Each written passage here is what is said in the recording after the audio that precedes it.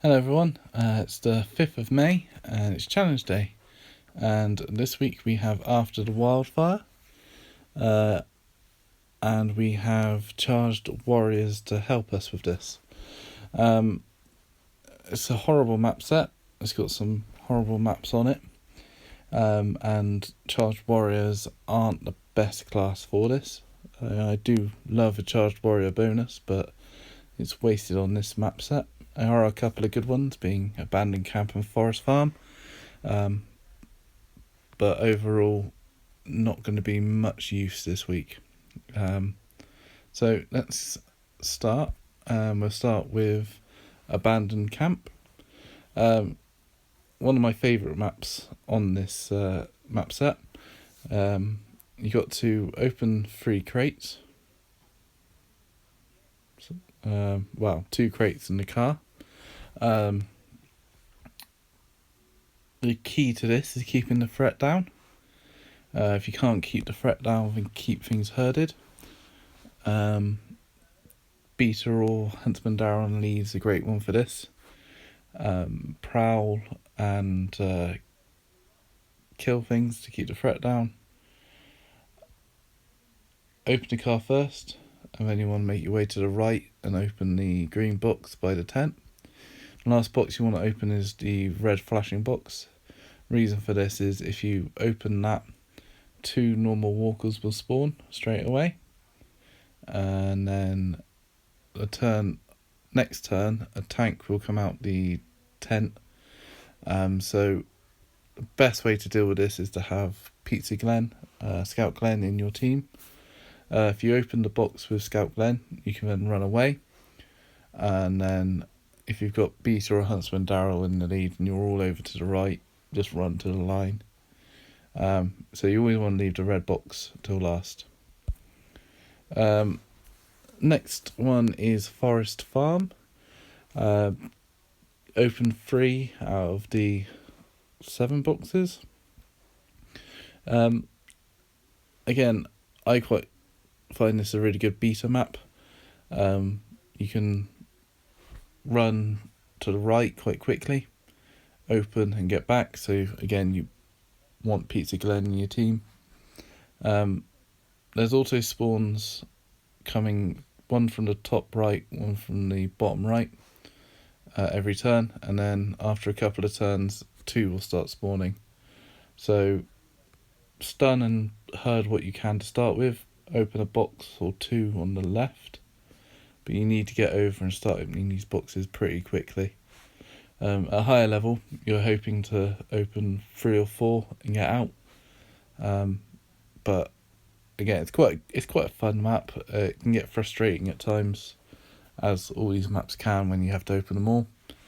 But if you get to the right, open them, and work your way back left, it makes it slightly easier. A good starting spawn is needed on it. But yeah, Beta or again Huntsman Daryl in lead with Scout Glenn in the team make it quite easy until it gets difficult. Next one is Blind Spot. Yeah, absolutely horrible map. Starts with burning walkers and a soft corner where you can't see round to start with usually a couple more burning walkers there. There's also a tank on it, and the best way to do it is to keep the threat down if you can, but you do sort of start enclosed, and once they start coming at you, it's difficult to keep that threat down. Crescent Edge should help on this map. We didn't have it last time we had it. We only had Daryl's Knives. We also didn't have Morning Stars, so hopefully those 2 between them will make it a bit easier. Higher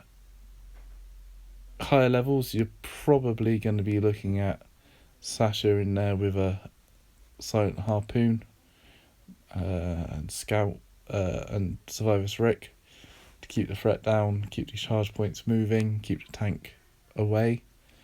But we'll have a go at that later, just to show you what the second half of this map looks like. So you run to the right and you've got to get around this corner again. It's a blind corner, so there might be something around there, hence the name blind spot. One thing to bear in mind is there are spawn blocks. So you've got one where Darren and Eugene is standing now, and you've also got a really handy one up here. So it's where Daryl stood and one to the left. The incoming will come out to the right or down to the left, so it gives you a bit of space to move.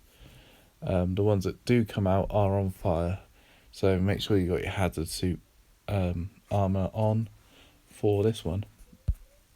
The next map is called Secret Factory. Usually the walkers start right on top of you, and it can be very difficult to not get bruised on this map. There's also a spiker on it somewhere. You normally can't see it.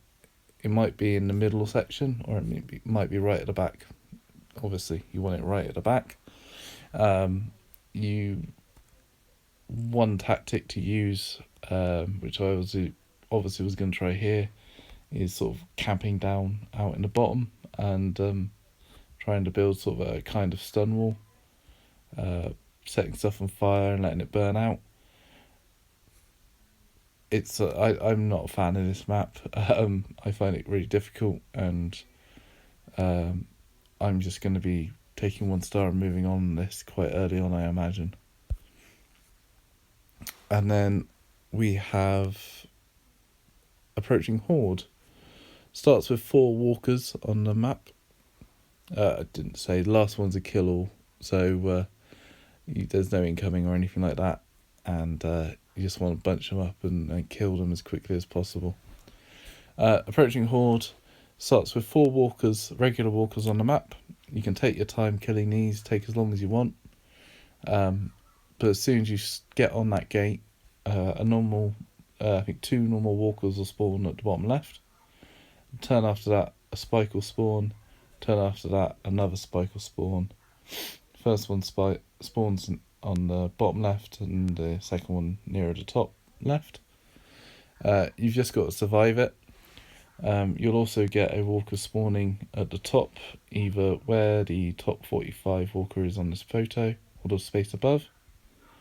Bear in mind that if it spawns where the 45 walker is now, it can reach the person who is on the gate. So beware of that. If it starts 1 space up, you're okay. It can make all the difference. Sasha into assaults, Sasha, Bruiser, assault. As long as you can deal with the first ones, it's not too bad. Just keep everything to the left stunned. Sometimes you can actually sort of root the spiker and build a sort of stun wall. It's not too bad, this one. It sounds worse than it is, and there are some really good techniques for it. Well, there were last time, so hopefully I can remember what they are and show you some videos of them. And the last one is probably one of the worst maps in the game, and that's Junkyard Dwellers. Starts with a few walkers normally on the board. For some reason, this my video, which I've taken a screenshot of, has started quite a way into it, believe it or not. And I haven't even started opening shutting the gate yet. So you've got quite 3 or 4 walkers starting right on top of you, which you need to deal with. And every turn you get 1 normal walker spawn from the gate by you, and 1 from the container at the back of the map, where this 47 is, right at the back here. So, and I believe it's 2 turns on each of the gates. So you have to put someone on the gate, and you will get at least 1 walker spawn next to them to deal with. And then when the gate is closed, the first gate or the container is closed, a spike will spawn by the burnt out car. You can spawn block it, which is what I'm trying to do here. You have to use at least 2 walkers, and you can use 2 survivors as well. I believe it's the 4 spots, might only be 3 spots on the corner of this car. So I think it's those 3 spots there that you need to spawn block to stop the spiker coming out. I will test it and let you know in one of my videos quite early on. It's quite difficult to spawn block it early on actually, because you kill your wall too quickly, but if you can build a wall, you can stop it coming out, and that is amazingly helpful at high levels. I usually go to shut this gate first and then kill everything. You just slowly work your way along to the container. I do know other people find it easier to make your way to the other container, start shutting that, and have 2 people below the container to spawn block the incoming walkers that come when you shut it, and then hope that the spiker, which comes out wandering, moves away. I dread to think what this map is going to be like at Nightmare. It's going to be carnage. So yeah, have fun with that one. And I'll try and show you some techniques. I'll try and shut this gate first and shut the container first to show you the differences. I'm not looking forward to this week. I'm quite busy to start with. I've not got much time to play, so my videos will be later, and I probably won't get any commentary videos out for until at least Friday or Saturday. So sorry about that this week. I hope you've found this useful, and I will show videos even if they don't have commentary. And yeah, have fun this week. I'll be taking 1 star and moving on. I'm not trying to go clear this week. I'm going to try and save some tools in the process. So